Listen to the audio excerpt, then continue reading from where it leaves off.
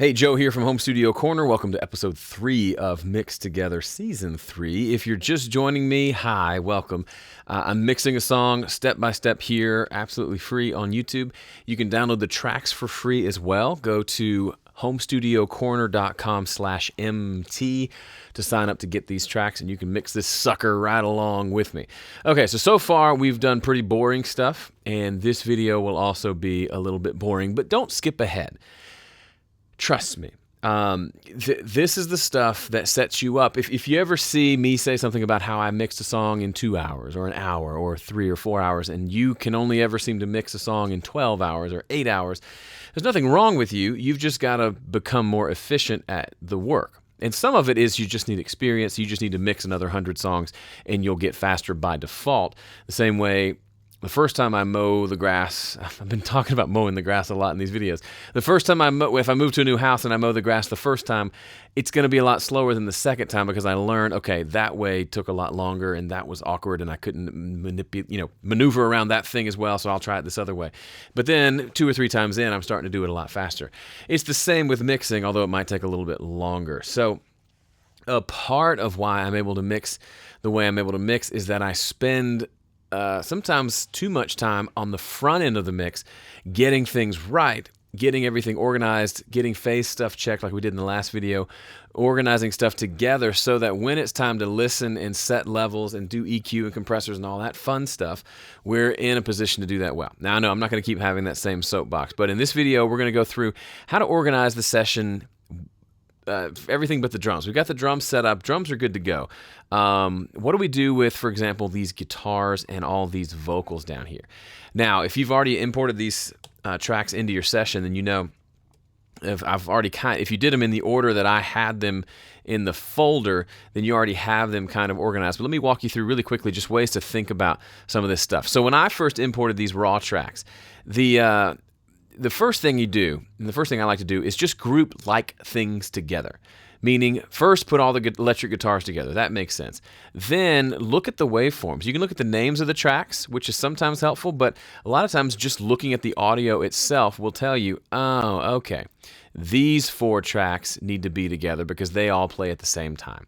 And then these 2 cute little tracks, and then these 4 little tracks that just play little blurbs right there, and these 2 that play together, and then these 2 lead tracks that mostly play together, and then these 2 that play together, and then these 2 clean guitars that play. It's just very simple. And the bigger the sessions are, the more tracks that are in front of you, the more overwhelming this can seem, and the more necessary this kind of organization is. So you can see, even without hearing what the parts are, I know that these go together.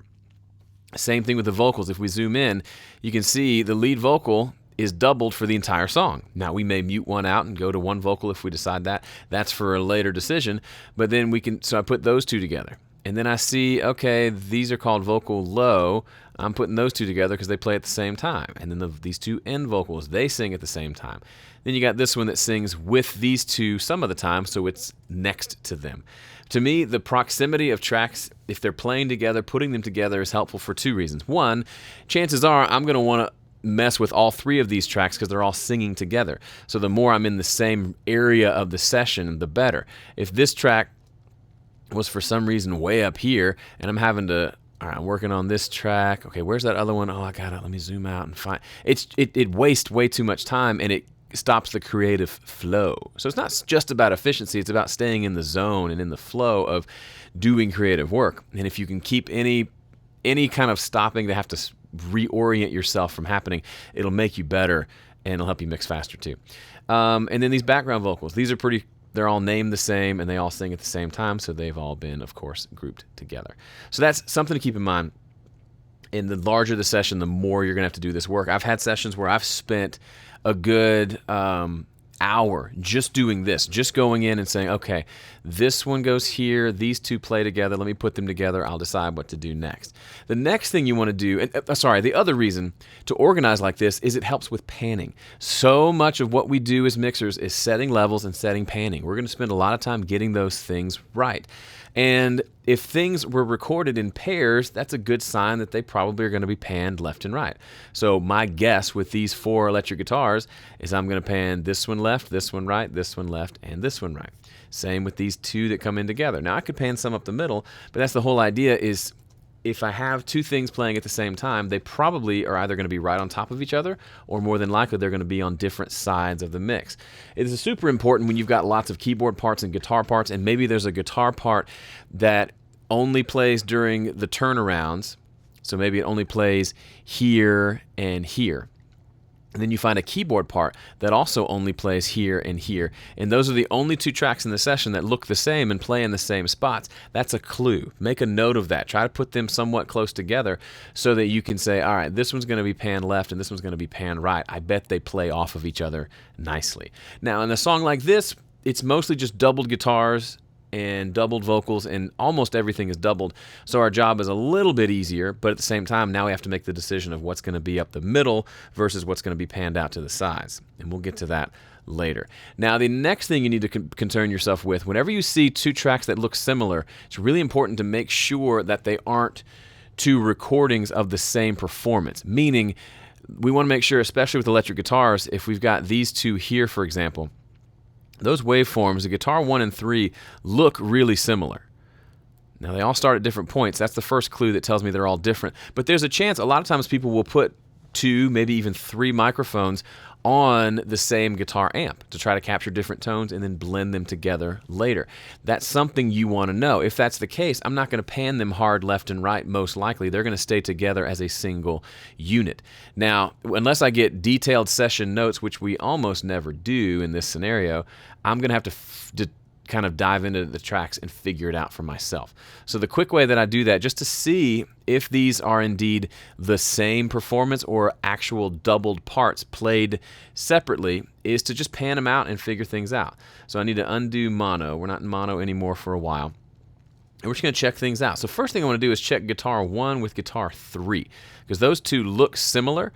Just the waveforms do. So let's see if they indeed are the same. They're panned left and right. Let's hit play and see if it sounds like one guitar mono up the middle or if I hear them both solidly left and right.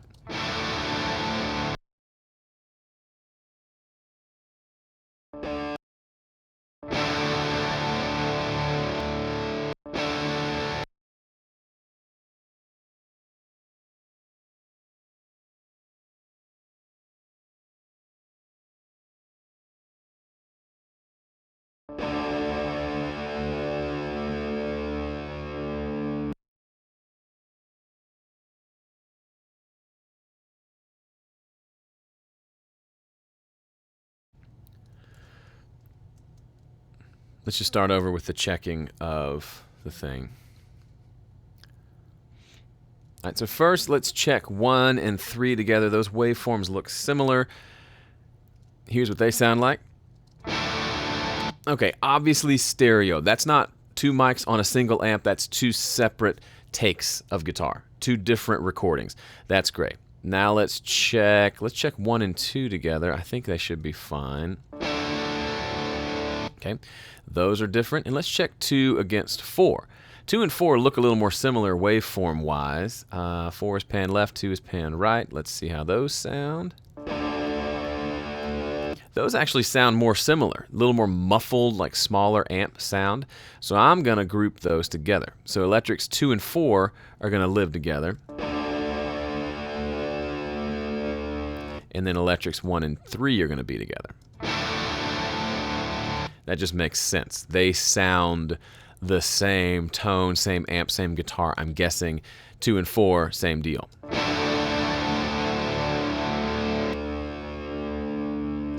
So this is a point where I would likely go ahead. I've decided I'm going to group these together.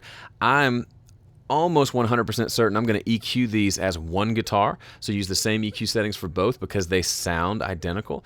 Now we can go check different sections of the song. If they're ever not playing together, they're not. Let's go listen to the end of the song. Do they still sound the same? Oh yeah, same part, just double tracked. So I'm going to save myself some time, and I'm going to add a bus for selected channels, and we'll call this, the way I like to name these is just whatever the tracks are. So it's 1 and 3, so I just call it EG1-3. So that's 1 and 3. And then the next two, we're going to do the same thing because they also sound the same. The cool balance of tone. We've got a really bright, kind of typical heavy, bright, distorted guitar for 1 and 3, and then 2 and 4 are more muffled and kind of lo-fi sounding, which could end up being a cool balance together. So I'm going to make a bus there called Electric 2 and 4. So now I've got a single fader for the first sound of guitars, another single fader for 2 and 4, and I can EQ and compress those individually. Now you could just group them together, but then if you want to EQ one, you'd have to put that same EQ plugin on both tracks. I don't like to do that. I like to have them all together, going to one bus. So it's kind of a stripped or a further back version of backwards mixing. So now let's just check. Everything seems like double, so I'm going to go ahead and pan everything left and right just for listening purposes. So left, right, all the way down to 11 and 12, because chances are these are all going to play off of one another. So here's this guitar. That's awesome. So that's all it is. It's just a little bit of a sound. At the very beginning, we've got all these guitars doing something together. What's... Oh, it's not the beginning. It's here. Some sort of transition sound. Let's check those. Big sort of pick slide thing, and then here. Okay. Kind of the same thing twice. Let's looks like 9 and 11 are similar. Let me pan 11 to the right and just check these two together. Yeah, they're more similar. Let's pair those up, and then we'll make 10 and 12 go together.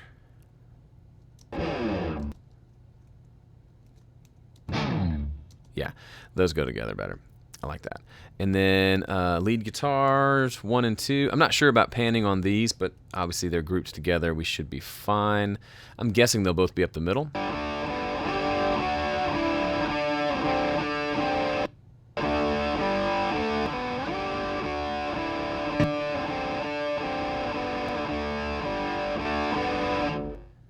I think so. So here's a question. I don't know. Is this?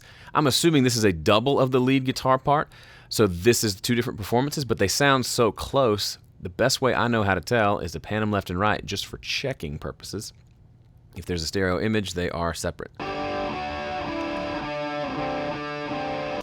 Okay, so clearly those are two separate parts. I don't know what I'm going to do with those yet. I'll pan them back up the middle for now because they're lead guitars. I typically like lead guitars up the middle. And let's see, what if we not checked? Lead guitar 3 and 4. Those look obviously different over here. Yeah, and then like a harmony part comes in on guitar 4. So those are good. I'll leave them up the middle. And let's just make sure clean guitars 1 and 2 are indeed doubled. Oh, let's pan them first. Hear how it's wide, it's coming out of both speakers. That's not a fancy trick. That is two performances. Always, always, always, always, always record it twice if you want that wide doubled sound. Taking one recording and then duplicating it and then moving it back in time or using some sort of delay will never actually work in stereo, and it sounds awful in mono. Record it twice. Soapbox over. Now acoustic guitars. I'm assuming these are doubled, same part left and right. Let's check and see.